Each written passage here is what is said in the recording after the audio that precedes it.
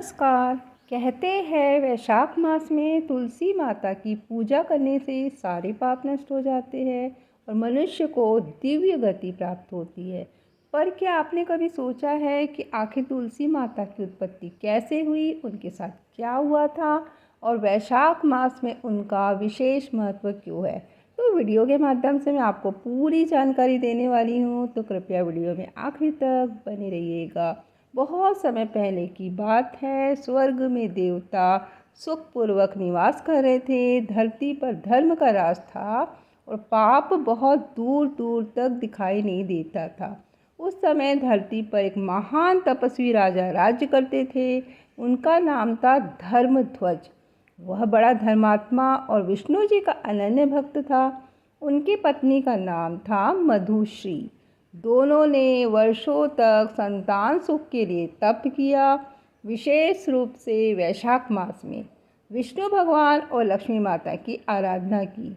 एक दिन जब राजा और रानी गंगा तट पर भगवान की पूजा कर रहे थे, तभी आकाश से एक दिव्य पुष्प माला गिरी। आकाशवाणी हुई, हे धर्मध्वज, तुम्हारे तप से प्रसन्न होकर लक्ष्मी स्वयं तुम्हारी पुत्री के रूप में जन्म लेगी। उनका नाम होगा तुलसी। वो देवी होगी, लेकिन उनके जीवन में एक रहस्य और तपस्या की परीक्षा छिपी होगी। तो इस तरह वो दिव्य कन्या का जन्म हुआ, जिनका नाम था तुलसी। तुलसी बचपन से ही अत्यंत तेजस्विनी और आध्यात्मिक प्रवृत्ति की थी। उनका मन सांसारिक आकर्षणों से दूर केवल भगवान विष्णु जी में रम गया था। जब वह युवती हुई, तब उन्होंने यह प्रण लिया कि वह केवल उस पुरुष से विवाह करेगी जो स्वयं नारायण का अंश हो। तो तुलसी ने अपने पिता से आग्रह किया, हे पिताश्री, मैं विवाह नहीं करूंगी जब तक मुझे वह दिव्य पुरुष न मिल जाए जो मेरे हृदय में बसे है, भगवान नारायण स्वयं। तो राजा धर्मध्वज दुखी हो गए, लेकिन तुलसी के तप और संकल्प को देखकर उन्होंने अनुमति दे दी। तुलसी एकांत में चली गई और गंधमादन पर्वत पर जाकर तप करने लगी। वह केवल जल पान करके जप करती रहती, ओम नमो भगवते वासुदेवाय। उनका तप हजारों वर्षों तक चलता रहा और फिर एक दिन एक पुरुष उनके समक्ष प्रकट हुआ। क्या वह पुरुष भगवान नारायण थे या कोई और? तुलसी और शंखचूड़ की रहस्यमयी मुलाकात एक प्रेम और युद्ध की अनोखी गाथा अभी मैं आपको बता रही, तो कृपया वीडियो में बने रहिएगा। तुलसी की तपस्या से समस्त ब्रह्मांड में ऊर्जा का संचार हो गया था। देवता चिंतित थे, ऋषि मुनि चकित थे। तभी एक दिन जब आकाश में धूप फैली हुई थी, तुलसी जी के समक्ष एक दिव्य पुरुष प्रकट हुए।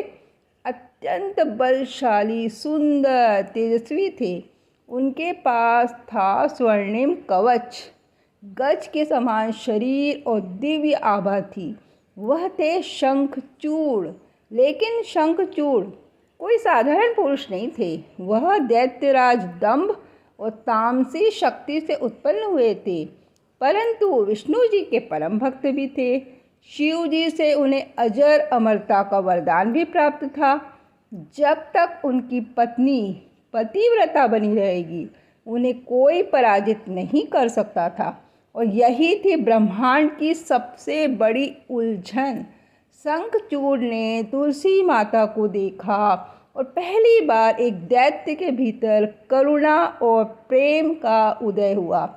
तुलसी ने भी देखा और सोचा, यह पुरुष मेरे ध्यान में आए, भगवान नारायण के समान ही तेजस्वी है।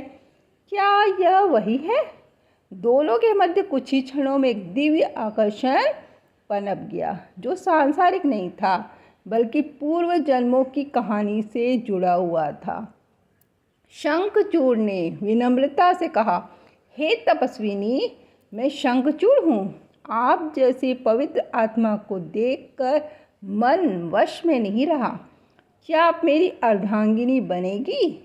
तुलसी माता कुछ क्षणों के लिए तो मौन रही, फिर बोली, यदि आप वास्तव में सत्य, धर्म और भक्ति के मार्ग पर है तो मैं आपकी पत्नी बनने को तैयार हूँ, किंतु मुझे यह जानना है कि आप श्री हरि के समान हैं।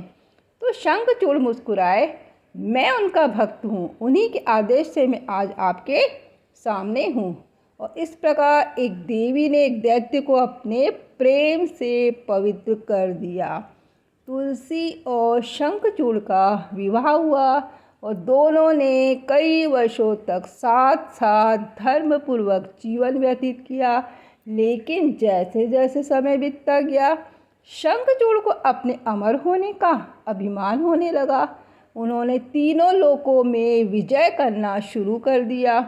इंद्रलोक, पाताल, स्वर्ग, सभी में उन्होंने अपनी सत्ता स्थापित कर दी। देवता हारते गए, ऋषि भयभीत होने लगे। देवताओं ने ब्रह्मा, विष्णु और शिव जी की शरण ली। शिव जी ने कहा, जब तक शंखचूड़ की पत्नी पतिव्रता है तब तक उन्हें कोई नहीं मार सकता।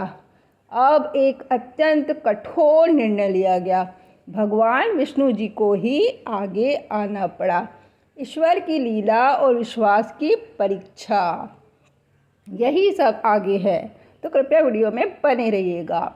विष्णु जी ने एक योजना बनाई। उन्होंने स्वयं तुलसी जी का रूप लिया और उस क्षण जब शंखचूड़ युद्ध में व्यस्त था, वे तुलसी जी के कमरे में पहुँचे।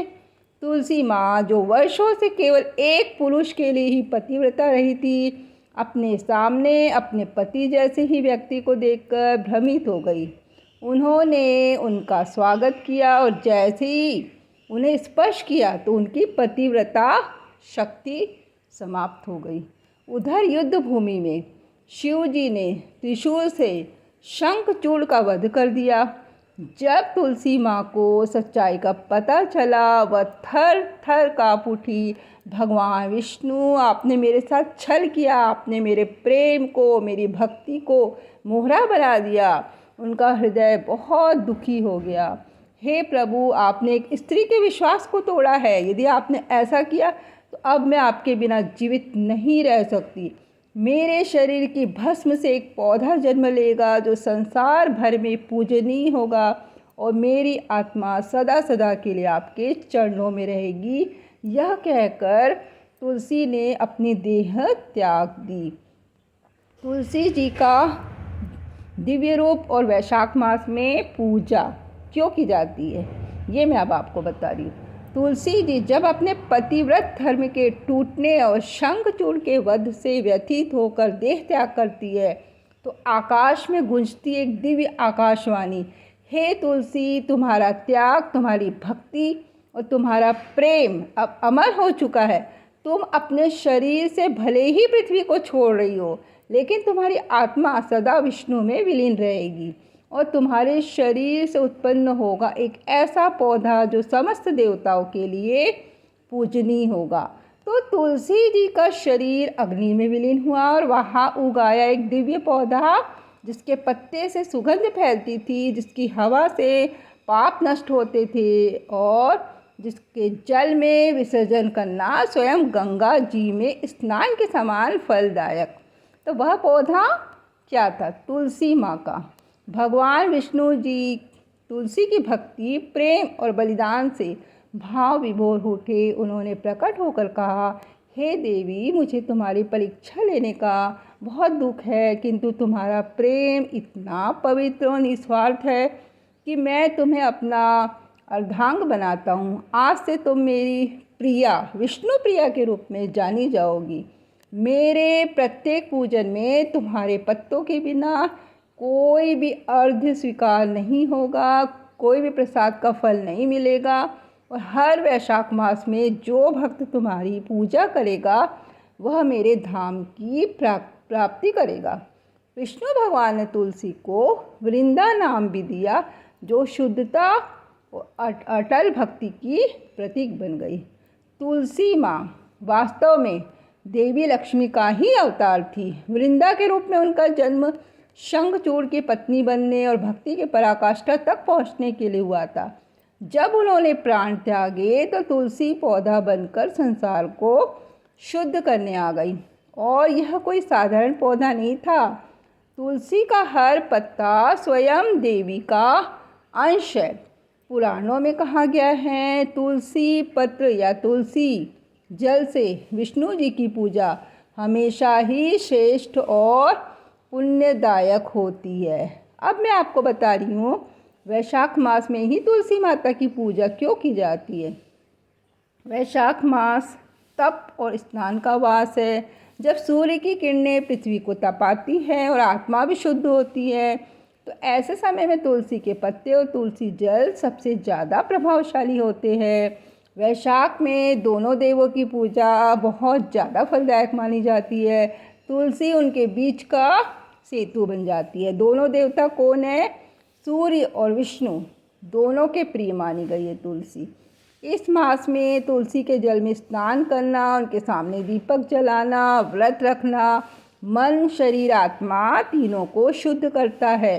तुलसी जी को जल देना, उनकी परिक्रमा करना, उनके नीचे ध्यान करना, यह मोक्षदायक होता है। तो अब मैं आपको ये बोलना चाहती हूँ कि तुलसी माता की यह कथा सिर्फ एक पौधे की नहीं है, बल्कि एक नारी के प्रेम, त्याग और भक्ति की जीवन गाथा है। जहाँ एक और तुलसी ने प्रेम में सब कुछ अर्पण कर दिया, वही दूसरी ओर उन्होंने भक्ति की उस ऊंचाई को छू लिया जहाँ देवताओं तक को सिर झुकाना पड़ा। तो तुलसी कोई साधारण पौधा नहीं है, वह एक माँ है, देवी है, शक्ति है। आज जब हम वैशाख मास में तुलसी माँ को जल देते हैं, परिक्रमा करते हैं, तो समझ लीजिए हम केवल पूजा नहीं कर रहे, बल्कि उस आस्था को नमन कर रहे हैं जो मृत्यु के बाद भी अमर रही। तो अगली बार जब भी आप तुलसी का एक पत्ता भी भगवान को अर्पित करें, तो याद रखें वो सिर्फ एक पत्ता नहीं है, वो तुलसी माता का आशीर्वाद है, उनकी आत्मा है जो आपको हर पाप से मुक्त कर सकती है। तो क्या आप भी तुलसी माता के चरणों में शीश झुकाकर उनका आशीर्वाद लेना चाहेंगे? अगर हाँ, तो इस कथा को अपने सभी अपनों तक पहुँचाइए। और अंत में बस एक ही प्रार्थना, हे तुलसी माता, जैसे आपने अपने प्रेम और धर्म से समस्त ब्रह्मांड को पावन किया, सभी को करें। धन्यवाद।